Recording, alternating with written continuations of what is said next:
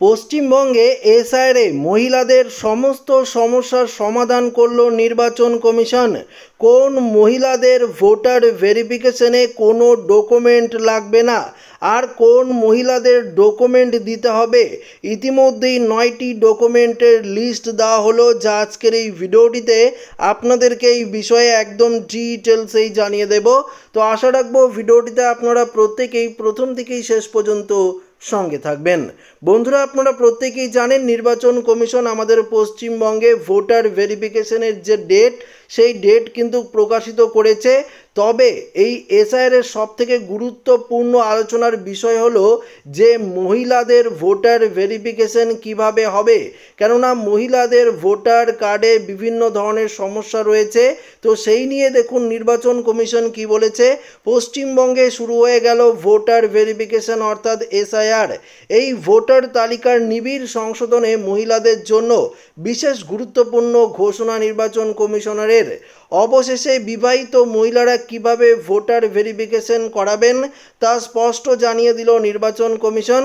Commission সূত্রে খবর, রাজ্যে বিবাহিত মহিলাদের বিয়ের পর বদলাচ্ছে ঠিকানা, অনেকেরই বদলেছে ভোট কেন্দ্র থেকে বিধানসভা, বদলে গিয়েছে ভোটার কার্ডও।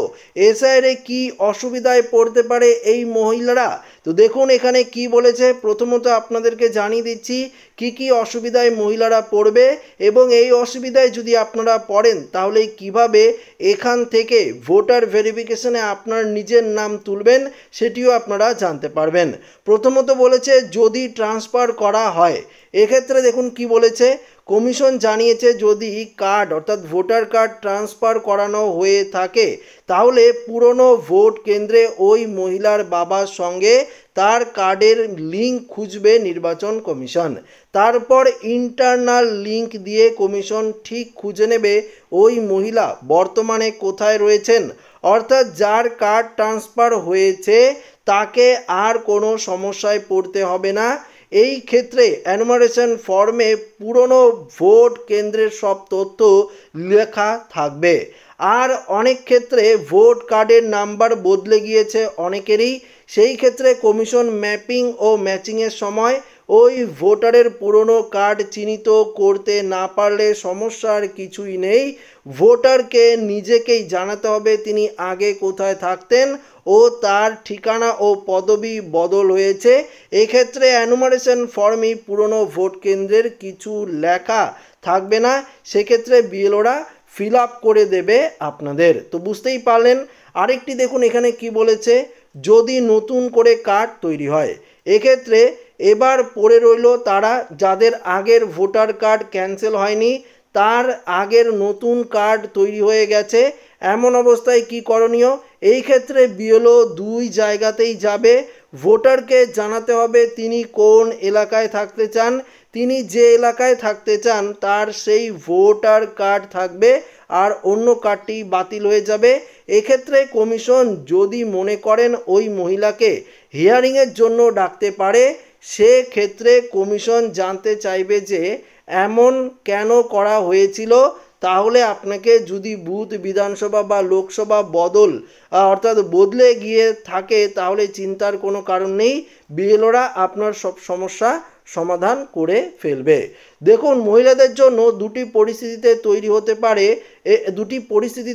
পারে। কি কি পরিস্থিতি সেগুলো আপনাদেরকে জানিয়ে দিই।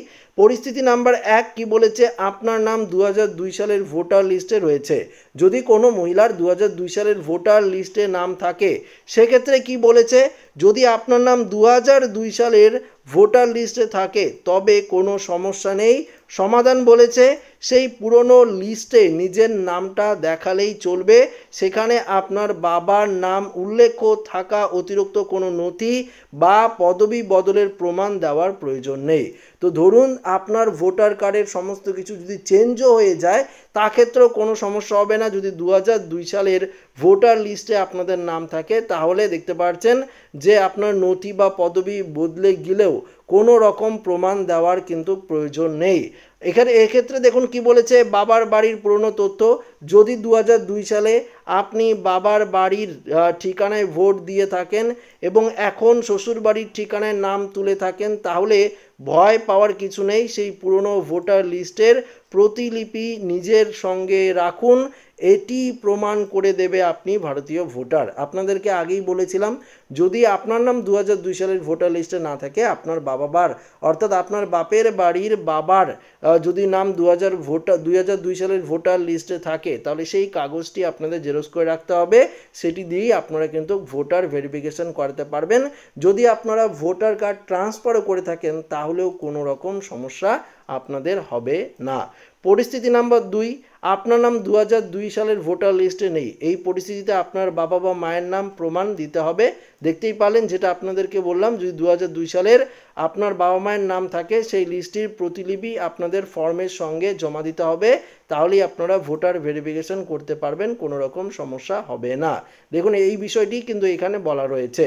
জরুরি নাগরিকত্বের নথি, এক্ষেত্রে দেখুন কি বলেছে, নিজের এবং বাবা মায়ের নাগরিকত্ব প্রমাণ করতে নিম্নলিখিত নথিগুলি যে কোনো একটি বা একাধিক নথি আপনারা রাখতে পারেন। সেক্ষেত্রে বলছি, দেখে নিন, এখানে 11টি নথির কথা তো বলেছিল আগে, তো সেক্ষেত্রে আমি 9টি নথির কথা এখানে জানিয়ে দিচ্ছি। মহিলাদের ক্ষেত্রে কেন্দ্রীয় বা রাজ্য সরকার রাষ্ট্রায়ত্ত সংস্থা দেওয়া পরিচয়পত্র। যদি আপনারা কোনো কেন্দ্র সরকার বা রাজ্য সরকারের যদি কোনো রকম আপনারা কাগজপত্র দেখাতে পারেন, তাহলে আপনারা ভোটার ভেরিফিকেশন করাতে পারবেন। অবসরপ্রাপ্ত পেনশন পেমেন্ট অর্ডার, অনেক ক্ষেত্রে মহিলারা যদি অবসরপ্রাপ্ত হয়ে থাকেন, আপনারা যদি চাকরি করতেন, সেটা রাজ্য সরকার হোক কেন্দ্র সরকার হোক, এবং আপনারা সেটা যদি পেনশন অর্ডার থাকে পিপিও, তাহলে সেটিও দেখিয়ে আপনারা এসআইআর করাতে পারবেন, কোনো রকম সমস্যা হবে না। সেক্ষেত্রে আপনার 2002 সালে নিজের নাম বাবার নাম না থাকলেও চলবে। 3 নাম্বার বলেছে, যেটা আপনাদেরকে আগেই জানিয়েছি, 1/7/1987 সালের আগে যদি আপনাদের জন্ম হয়ে থাকে, ব্যাংকের বই, পোস্ট অফিস, এলআইসির যে কোনো কাগজপত্র নথি হিসাবে দেখিয়ে আপনারা এসআইআর করাতে পারেন। 4 নাম্বার দেখতে পাচ্ছেন, জন্ম শংসাপত্র যদি থাকে তাহলে তো কোনো সমস্যাই নেই। পাসপোর্ট থাকলেও কোনো রকম সমস্যা নেই, পাসপোর্টের কথাও বলেছে, দেখতে পাচ্ছেন। 6 নম্বরে বলেছে, শিক্ষাগত যোগ্যতা শংসাপত্র বা স্বীকৃত পর্ষদ, আপনাদেরকে আগেই জানিয়েছি, স্কুল বোর্ড সার্টিফিকেট। 7 নম্বর, বিশ্ববিদ্যালয়ে দেওয়া ম্যাট্রিকুলেশন সার্টিফিকেট বা জাতীয় নাগরিক পঞ্জির নথি দেখতে পাচ্ছেন, এটিও যদি থাকে, আপনারা পরিষ্কার জানেন যে এনআরসি নথি থাকলেও আপনারা করাতে পারবেন। 8 নম্বর, রাজ্য বা স্থানীয় কর্তৃপক্ষ দ্বারা তৈরি ফ্যামিলি রেজিস্টার সার্টিফিকেট যদি আপনারা দেখাতে পারেন, এসআইআর করাতে পারবেন। বা ধরুন আপনার বাবা মায়ের যদি কোনো রকম নাম 2002 সালে না থাকে, সেক্ষেত্রে আপনি যদি এসআইআরের সময় সমস্যা হয়, তাহলে আপনার বাপের বাড়ির বাবা বা মায়ের জমির দলিল যদি থাকে, বাবার জমির দলিল যদি থাকে, সেটি দেখিয়েও আপনারা এসআইআর কিন্তু করাতে পারবেন। তো মহিলারা একদম পরিষ্কারভাবে আপনারা বুঝতে পারলেন যে এসআইআর করতে কোনো রকম সমস্যা হবে না। 2002 সালের লিস্টের নাম থাকলে তো সমস্যাই নেই। 2002 সালের লিস্টের নাম না থাকলেও বাবা মায়ের নাম থাকলে সেটি আপনারা জেরক্স করে প্রমাণ হিসেবে দেখাতে পারেন। আপনার নাম, ঠিকানা, পদবি যদি পরিবর্তনও হয়ে থাকে, আপনার ভোটার কার্ড যদি ট্রান্সফারও করা হয়ে থাকে, সেক্ষেত্রেও কোনো রকম সমস্যা হবে না।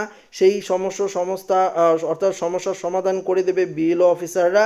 প্রয়োজনে আপনাকে হিয়ারিংয়ে যেতে পারে, এটি কিন্তু পরিষ্কার বলে দিয়েছে।